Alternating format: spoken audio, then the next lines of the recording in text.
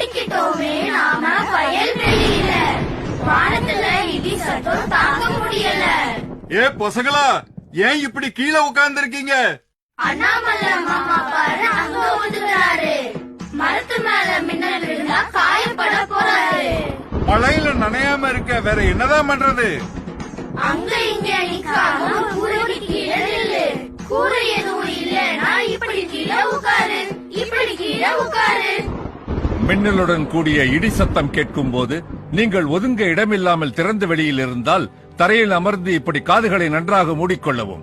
முக்கியமாக உங்கள் குதிகால்கள் ஒன்றை ஒன்று தொட்டுக் கொண்டிருக்க வேண்டும். மின்னல் தாக்கும் அபாயம் உள்ளவைகள் உயரமான மரங்கள், மின் கம்பங்கள், மின் கம்பிகள், நீர் நிலைகள் என்பதை மறக்காதீர்கள். ஆகவே அவற்றிடம் இருந்து விலகி இருங்கள்.